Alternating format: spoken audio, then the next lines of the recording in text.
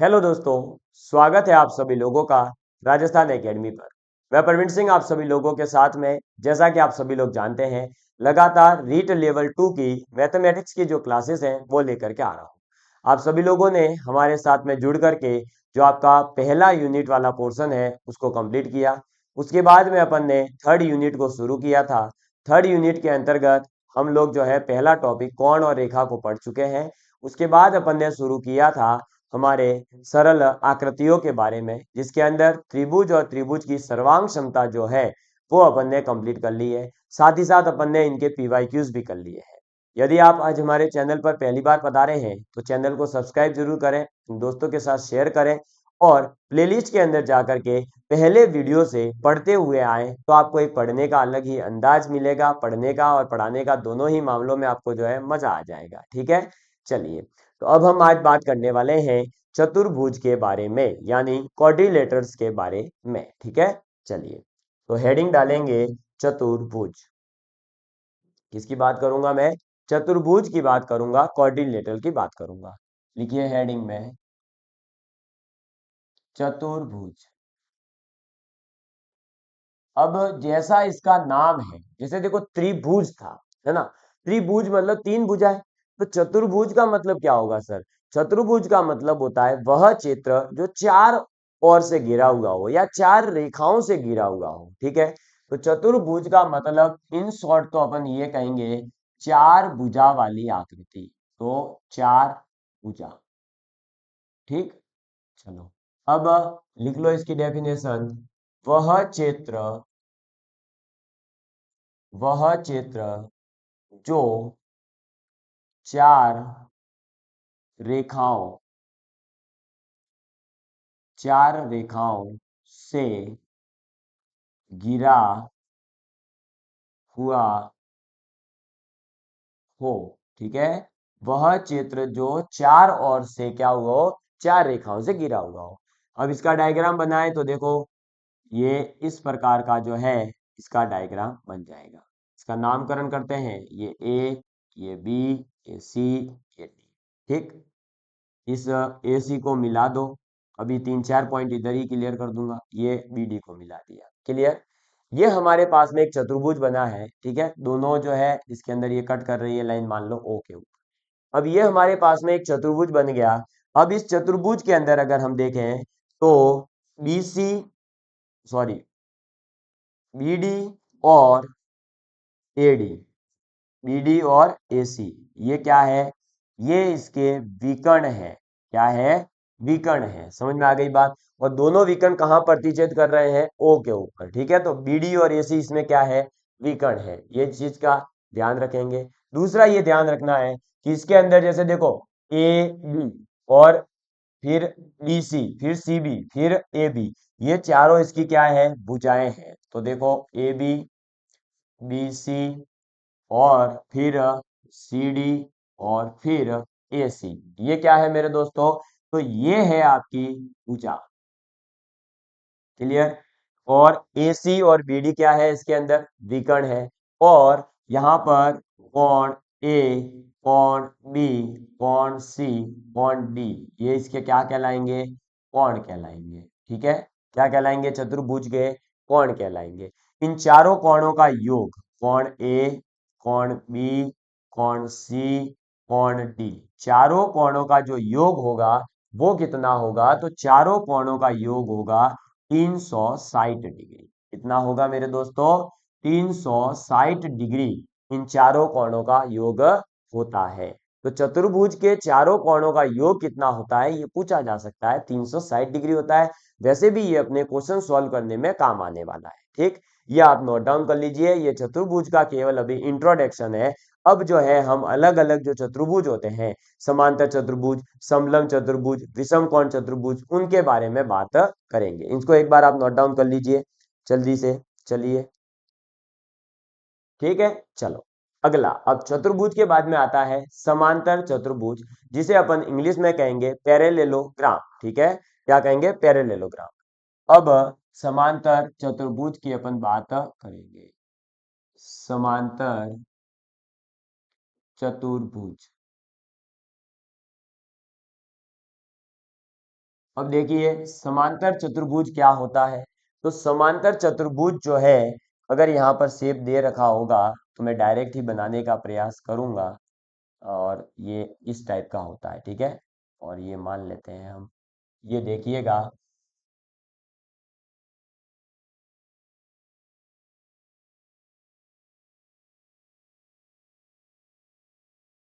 ये देखिए, दिख रहा है? नहीं दिख रहा है ना, बनने दो इसको, भगाओ, हाथ से ही बना देते हैं। ये देखिए अब तो दिख रहा होगा।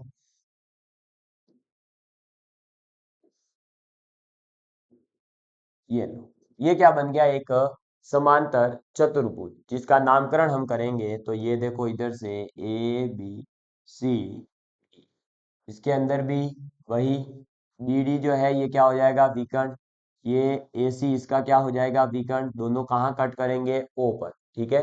अब इसके अंदर क्या होता है, जो समांतर चतुर्भुज होता है उसमें आमने सामने की भुजाएं यानी ए बी जो है वो सी डी के बराबर होगी। ए बी क्या होगी, सी डी के बराबर होगी। और ये जो बी सी है ये इस डी ए के बराबर होगी, ठीक है। ये चीज हमें ध्यान रखनी है। साथ ही साथ ए बी जो है वो पैरेलल होगी सी डी के, ठीक है। तो ये सब पॉइंट लिखते हुए चलेंगे। पहला पॉइंट आप इसके अंदर लिखो, क्या लिखोगे, तो ए बी जो है वो बराबर होता है सी डी के। ए बी किसके बराबर होगा, सी डी के। तथा ए बी जो है वो पैरेलल होगा, समांतर होगा सी डी के, ठीक। साथ ही साथ इसमें क्या हो जाएगा, तो ये जो बी सी है ये किसके बराबर हो जाएगा, डी ए के, ठीक। और इसमें क्या होगा, इसमें हम ये कहेंगे कि बी सी पैरेलल होगा डी ए के। क्लियर? ये पहला पॉइंट है, इसे आप नोट डाउन कर लीजिए। दूसरा पॉइंट फिर आ जाता है कि इसके अंदर जो विकर्ण है ना, विकर्ण ए सी व बी डी, ठीक है।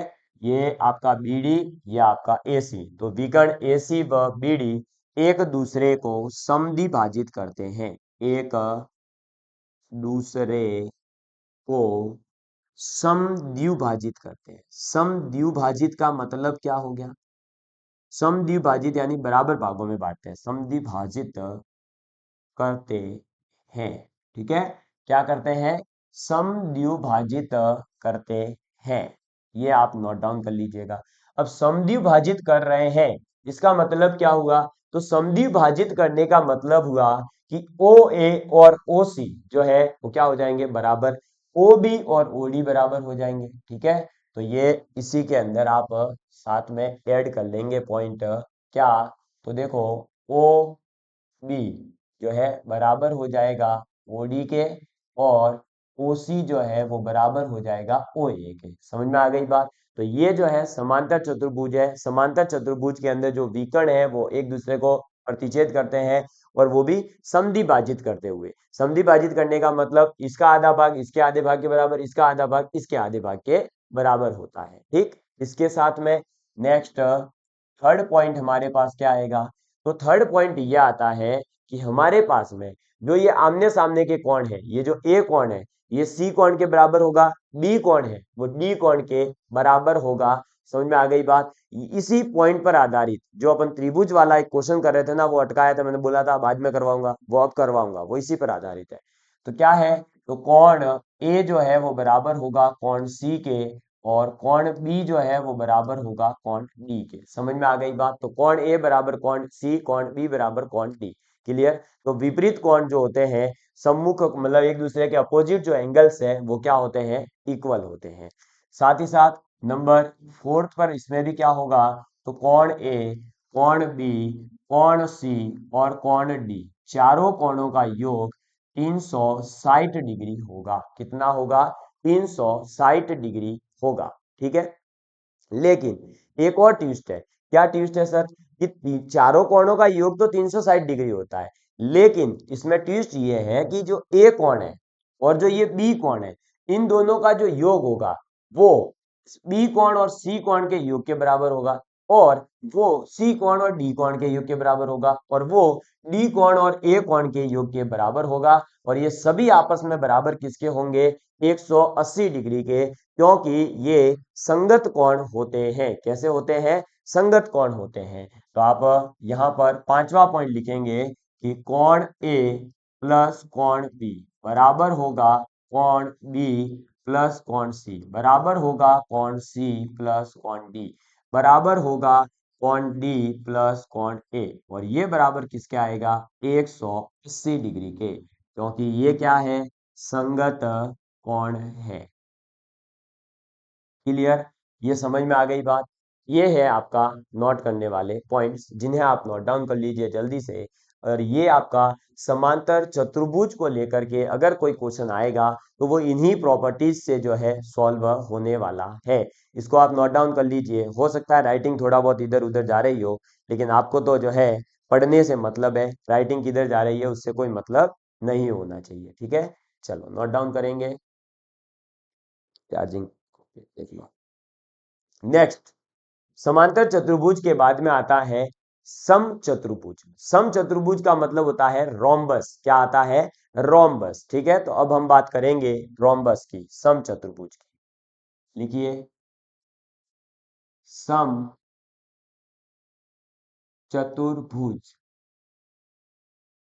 रोम्बस। ठीक है, अब समचतुर्भुज यानी रोम्बस की बात करें तो रोम्बस क्या होगा? तो रोम्बस में भी वही एक बार डायग्राम तो बना लो। ठीक है, डायग्राम तो उसी टाइप में बनेगा।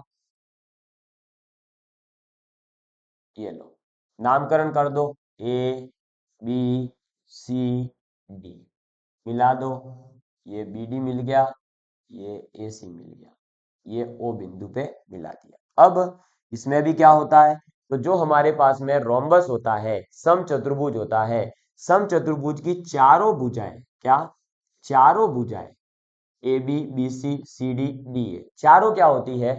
बराबर होती है। एक चीज तो ये ध्यान रखना। दूसरी इसमें ये ध्यान रखना कि इसके अंदर जो है आपका क्या होगा, तो ये जो एक दूसरे पर जब कट करते हैं विकर्ण, तो ये जो एंगल बनता है वो 90 डिग्री का बनता है। ठीक है, ये दो चीजें ध्यान रखें। अब इसमें पॉइंट लिखो। पहला क्या, ए बी बराबर बी सी बराबर सी डी बराबर डी ए का है। ठीक है, चारों भुजाएं क्या होती है? बराबर होती है। दूसरा पॉइंट ये है कि जो एडी है वो आपके समांतर होगी बीसी के, और एबी जो है वो समांतर होगी, बराबर कर दिया क्या, समांतर समांतर होगी किसके? सीडी के। ठीक है, एबी समांतर होगी सीडी के। ये पॉइंट याद रखें। नंबर थर्ड पॉइंट आ जाता है हमारे पास में, वो ये आता है कि एंगल ए बराबर होगा एंगल सी के, और एंगल बी जो है वो बराबर होगा एंगल डी के। ठीक है, मतलब आमने सामने के कोण इसमें भी क्या होते हैं? बराबर होते हैं। फिर इसके अंदर भी वही पॉइंट, संगत कोणों वाला, कोण ए प्लस कोण बी बराबर कोण बी प्लस कोण सी बराबर कोण सी प्लस कोण डी बराबर कोण डी प्लस कोण ए बराबर कितना होता है? 180 डिग्री होता है। ये आप जो है नोट डाउन कर लीजिए। ठीक है, इसके बाद जो इसके विकर्ण होते हैं वो एक दूसरे को मैंने बता ही दिया क्या करते हैं, समद्वि भाजित करते हैं। लेकिन अब की बार क्या होगा, तो जो समद्वि भाजित करेंगे वो 90 डिग्री पर समद्वि भाजित करेंगे। समांतर चतुर्भुज में ऐसा नहीं होता है। ठीक है, तो पांचवा पॉइंट लिखेंगे कि विकर्ण विकर्ण AC व BD। ठीक है, विकर्ण AC व BD एक दूसरे एक दूसरे को 90 डिग्री पर 90 डिग्री पर समद्विभाजित समद्विभाजित ठीक है, विकर्ण जो है वो एक दूसरे को 90 डिग्री पर समद्विभाजित करते हैं। क्लियर, तो ये पॉइंट आपको जो है नोट डाउन कर लेना है। और इसमें सीधा सा है, क्या समझ में आ रही है बात, तो AC जो है वो आपका परपेंडिकुलर है किसके? BD के। तो ये यहाँ पर जो है आप लिख सकते हैं AC परपेंडिकुलर है BD के। ये पॉइंट आपको नोट डाउन करना है, इसके बाद में आगे बढ़ेंगे। हाँ, ये ध्यान रखना, इसमें मैंने कहीं पर भी ये नहीं लिखवाया है कि विकर्ण बराबर होंगे। समझ में आई बात? विकर्ण इसमें बराबर नहीं होते हैं, यानी AC जो है वो नॉट इक्वल टू होता है BD। तो आप अगर नोट डाउन करना चाहें तो नोट डाउन कर ले कि विकर्ण जो है वो बराबर नहीं होते हैं। AC is not equal to BD। Clear कर लीजिए इसको नोट डाउन। फिर आगे बढ़ते हैं, सम चतुर्भुज के बाद में आगे बढ़ेंगे नेक्स्ट। ठीक है, चलो नेक्स्ट आता है हमारे पास में समलंब चतुर्भुज। ठीक है, जिसे अपन कहते हैं ट्रेपिज्म। लिखेंगे नेक्स्ट, समलंब चतुर्भुज। समलंब चतुर्भुज। अब समलंब चतुर्भुज यानी ट्रेपिज्म क्या होता है? तो ट्रेपिज्म जो है वो एक ऐसी आकृति होती है जिसके अंदर दो भुजाएं तो समांतर होती है और दो भुजाएं जो है समांतर नहीं होती है। नामकरण, ए, ये बी, ये सी, ये डी। क्लियर। और एक इसमें ध्यान रखना कि एडी और बीसी, ये इनके क्या है, मैंने एक बार मध्य बिंदु लिया तो इनके मध्य बिंदु को मिलाने वाली रेखा ना, ये बना ली और इसका नाम कर दिया मैंने, मान लो EF। ठीक है, तो E और F जो है वो AD और BC के क्या है, मध्य बिंदु। तब इस EF को अपन माध्यिका कहते हैं। क्या कहते हैं? माध्यिका कहते हैं। और माध्यिका का मतलब क्या होता है तो आपको पता होगा, मीडियन। समझ में आ गई बात? चलो, अब इसके अंदर क्या होता है तो ये ध्यान रखना कि इसके अंदर दो भुजाएं यानी AB, वो तो समांतर होती है CD के। ठीक है, AB क्या है, समांतर है CD के। लेकिन ये ध्यान रखना कि आपका AD BC के समांतर नहीं होती है। तो AD इसके समांतर नहीं होती है। समांतर को मैंने ऐसे कट करा है तो ध्यान रखना ये समांतर नहीं होती है, ये समांतर होती है। यानी ऐसी आकृति जिसके अंदर दो भुजाएं तो समांतर हो लेकिन दो भुजाएं समांतर नहीं हो, उसको अपन कहते हैं समलंब चतुर्भुज। ठीक है, और समलंब चतुर्भुज के अंदर जो इसकी दो भुजाएं जो समांतर नहीं है ना, तो समांतर नहीं है, उन भुजाओं के मध्य बिंदुओं को मिलाने वाली जो भुजा होती है EF, उस रेखा को अपन माध्यिका यानी कि मीडियन कहते हैं। ये आपको ध्यान रखना है। इसमें भी जो है वही दो आपके विकर्ण आ जाएंगे, एक आपका आ गया BD विकर्ण, फिर एक आ जाएगा आपका AC विकर्ण, और ये O बिंदु पर इंटरसेक्ट करेंगे। ठीक है, बस ये ध्यान रखना है, ये नोट डाउन कर लीजिए। फिर अपन जो है आगे बढ़ते हैं, और ये अपना समलंब चतुर्भुज था। इसकी प्रॉपर्टीज अभी तक कुछ ऐसी है नहीं खास। ठीक है, बस ये ध्यान रखना दो भुजाएं समांतर होती है। फिर इस पर आधारित जो क्वेश्चंस आते हैं ना, उसको सॉल्व करने के लिए यहाँ कंस्ट्रक्ट करते हैं एक लाइन, और यहाँ भी करते हैं, फिर वो आयत बनाते हैं और वैसे सॉल्व करते हैं। अभी क्वेश्चंस पर जब बात आएगी तब देखेंगे। ठीक, चलो। इसके बाद में देखिए, हमने जो है देखो समांतर चतुर्भुज में देखा कि आपस में भुजाएं जो है समांतर होती है और बराबर होती है। सम चतुर्भुज में भी हमने देखा चारों भुजाएं बराबर होती है। समलंब में हमने देखा कि दो भुजाएं समांतर होती है। लेकिन अगर हम बात करें, एक होता है विषम कोण चतुर्भुज, जिसका मैं लिखवा नहीं रहा हूं, सुन लीजिए केवल। विषम कोण चतुर्भुज, विषम कोण चतुर्भुज ऐसा होता है जिसके अंदर कोई भी भुजाएं जो है आपके क्या होगी, आपस में जो है संगत भुजाएं जो होगी वो बराबर होती है। केवल क्या होता है, संगत भुजाएं जो होती है वो बराबर होती है। बस इतना ध्यान रखना है, बाकी इसमें कोई पूछा नहीं जाता है। विषम कोण चतुर्भुज इतना ज्यादा इंपॉर्टेंट नहीं है। तो ये जो चार आकृतियां पढ़ी है ना आपने, भाई चतुर्भुज को समझ लिया, चतुर्भुज से समांतर, सम और समलंब। इन्हीं के साथ में दो इंपॉर्टेंट आकृतियां आती है, जो है आयत और वर्ग। क्या आती है? आयत और वर्ग। तो हम बात करेंगे आयत और वर्ग की। आप हेडिंग डाल दीजिए अब, आयत और वर्ग के बारे में। ठीक है, चलिए तो वर्ग की बात करते हैं। एक सेकंड ये सेट हो जाए, कोई दिक्कत नहीं है। ठीक है, चलो नेक्स्ट हेडिंग डालेंगे अब, आयत। आयत का मतलब होता है मेरे दोस्तों रेक्टेंगल। किसकी बात कर रहे हैं अपन? रेक्टेंगल की। रेक्टेंगल कैसा दिखेगा सर? तो रेक्टेंगल जो है कुछ इस प्रकार का दिखाई देगा। ठीक, ये ए, ये बी, ये सी, ये डी।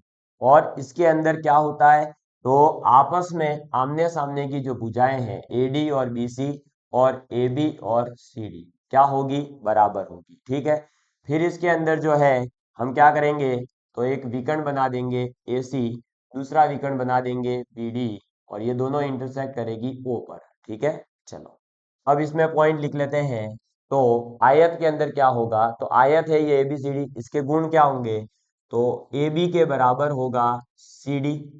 ठीक है, फिर इसमें कंडीशन है साथ में क्या, कि AB जो है वो पैरेलल होनी चाहिए CD के। दूसरा, इसी के साथ क्या आ जाएगा, तो BC बराबर होगा AD के। और इसमें क्या होगा, तो इसमें हो जाएगा आपका BC जो है वो पैरेलल हो जाएगा AD के। समझ में आ गई बात। तो AB बराबर CD होगा, AB पैरेलल CD, और BC बराबर AD होगा, BC पैरेलल टू AD।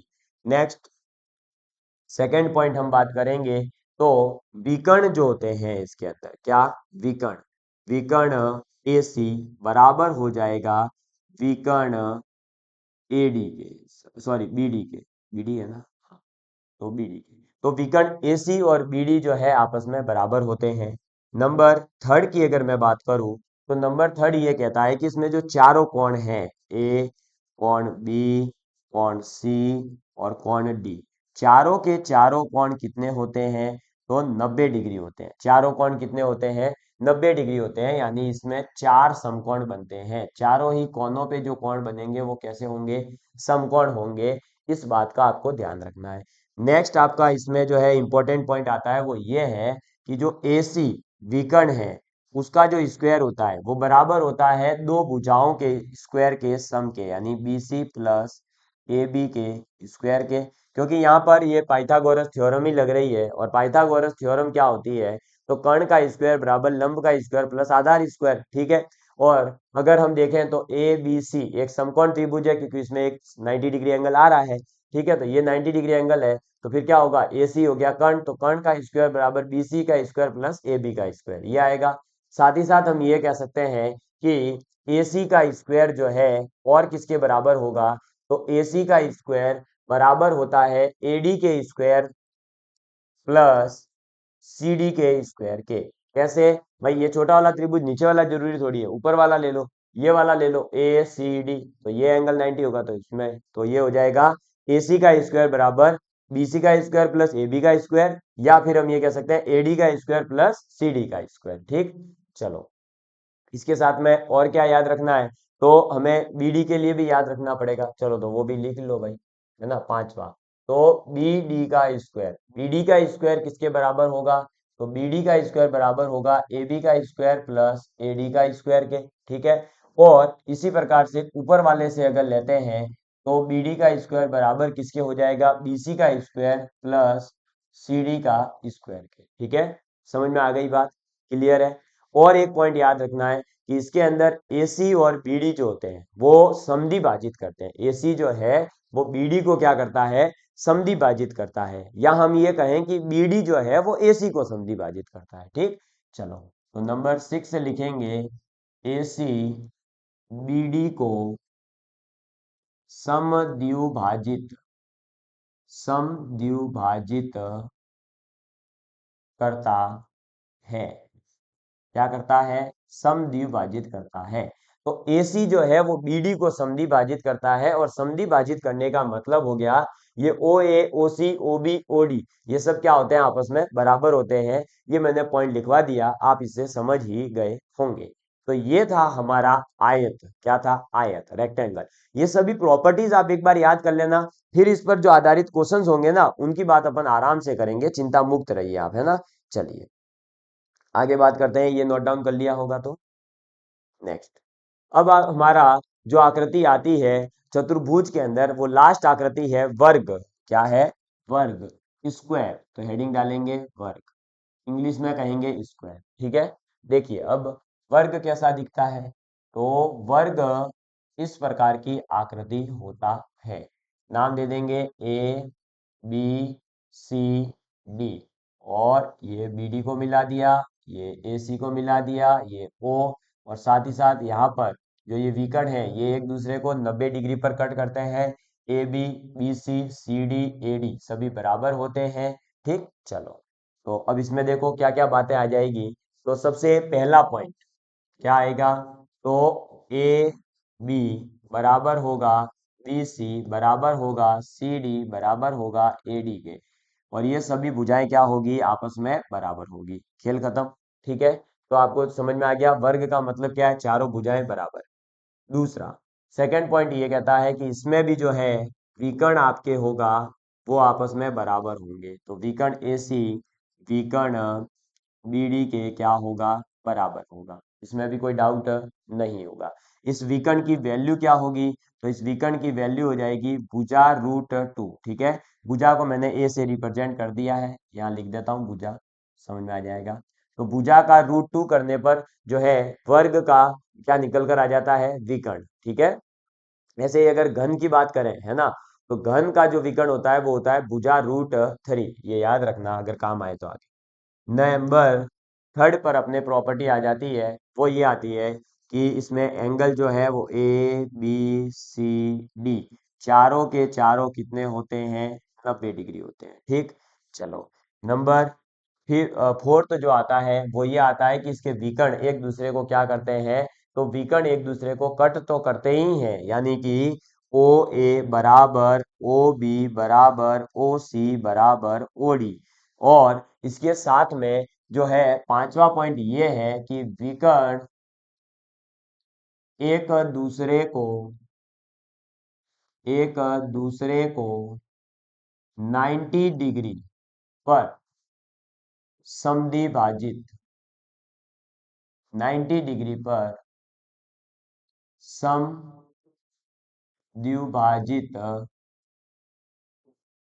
करते हैं। ठीक है, तो विकर्ण जो है वो एक दूसरे को 90 डिग्री पर क्या करते हैं, समद्विभाजित करते हैं। मुझे उम्मीद है कि आप लोगों को जो है ये चीजें समझ में आ गई होगी और समचतुर्भुज के अंदर जो है अब आपका किसी प्रकार का कोई डाउट नहीं होगा। ठीक है, यहाँ पर कुछ कई बार ऐसा क्वेश्चन पूछ लिया जाता है कि भाई वर्ग जो है क्या वो आयत हो सकता है, क्या आयत जो है वो वर्ग हो सकता है। तो आप ये ध्यान रखें कि वर्ग एक विशिष्ट प्रकार का क्या होता है, आयत होता है। और साथ ही साथ यह वर्ग जो है एक विशिष्ट प्रकार का समचतुर्भुज भी है। कैसे, तो देखिए वर्ग जो है, वर्ग के पास में क्या होती है, चारों भुजाएं बराबर होती है। आयत के पास में भी क्या होता है, आयत के अंदर दो भुजाएं आपस में बराबर होती है। अगर सपोज करो कि आयत के अंदर भी लंबाई और चौड़ाई बराबर हो जाए तो वो क्या बन जाएगा, वर्ग। तो वर्ग जो है वो वर्ग एक